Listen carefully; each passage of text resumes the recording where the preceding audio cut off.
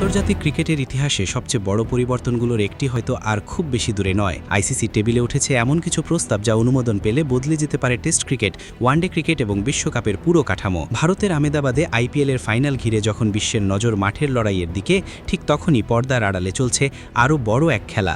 ক্রিকেটের ভবিষ্যৎ নির্ধারণ করতে একত্র হয়েছেন আইসিসির শীর্ষ কর্মকর্তারা, বিভিন্ন ক্রিকেট বোর্ডের প্রধান নির্বাহী এবং সদস্য দেশগুলোর প্রতিনিধিরা।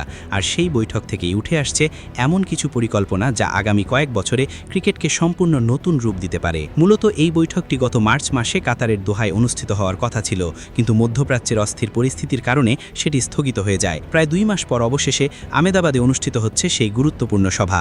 আর এবার আলোচনার কেন্দ্রবিন্দুতে রয়েছে ওয়ার্ল্ড টেস্ট চ্যাম্পিয়নশিপ এবং ওয়ানডে ক্রিকেটের ভবিষ্যৎ। বর্তমানে ওয়ার্ল্ড টেস্ট চ্যাম্পিয়নশিপে অংশগ্রহণ করে মাত্র 9টি দেশ। বিশ্বের সবচেয়ে মর্যাদাপূর্ণ টেস্ট প্রতিযোগিতা হিসেবে পরিচিত এই আসরে অনেক পূর্ণ সদস্য দেশই সুযোগই পায় না। তবে এবার আইসিসির সামনে এসেছে নতুন প্রস্তাব। সেখানে বলা হয়েছে ভবিষ্যতে আইসিসির 12টি পূর্ণ সদস্য দেশকেই টেস্ট চ্যাম্পিয়নশিপের অন্তর্ভুক্ত করা হোক। যদি এই পরিকল্পনা বাস্তবায়িত হয় তাহলে টেস্ট ক্রিকেটের পরিধি আরও বড় হবে। দীর্ঘদিন ধরে যারা টেস্ট খেললেও শীর্ষ প্রতিযোগিতার বাইরে ছিল, তারাও নিজেদের সামর্থ্য প্রমাণের সুযোগ পাবে। একই সঙ্গে বাড়বে ম্যাচের সংখ্যা, বাড়বে প্রতিযোগিতা এবং বিশ্বজুড়ে টেস্ট ক্রিকেটের জনপ্রিয়তাও নতুন মাত্রা পেতে পারে।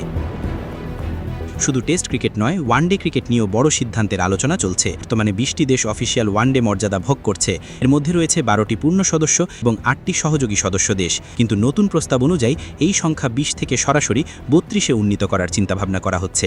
এমন সিদ্ধান্ত কার্যকর হলে আন্তর্জাতিক ক্রিকেটে নতুন অনেক দেশের প্রবেশাধিকার বাড়বে। এদিকে আইসিসির প্রশাসনিক পর্যায়েও এসেছে পরিবর্তন। সংস্থাটির স্বতন্ত্র দিক নির্দেশক হিসাবে দায়িত্ব পেয়েছেন ডক্টর রসরিভাজ। তিনি দায়িত্ব নিয়েছেন বিদায়ী ডাইরেক্টর ইন্দ্রা নুইয়ের স্থলাভিষিক্ত হয়ে। চূড়ান্ত অনুমোদনের জন্য অপেক্ষা করতে হবে আগামী জুলাই মাসে স্কটল্যান্ডের এডিনবরায় অনুষ্ঠিত আইসিসির বার্ষিক সাধারণ সভা পর্যন্ত। সেখানে আরও কয়েকটি গুরুত্বপূর্ণ প্রস্তাব আলোচনায় আসবে, যার মধ্যে রয়েছে চ্যাম্পিয়ন্স লিগ টি-20-র প্রত্যাবর্তন, 2 স্তরের টেস্ট কাঠামো এবং 2028 সালের টি-20 বিশ্বকাপের দলের সংখ্যা 20 থেকে 32-এ উন্নীত করার পরিকল্পনা।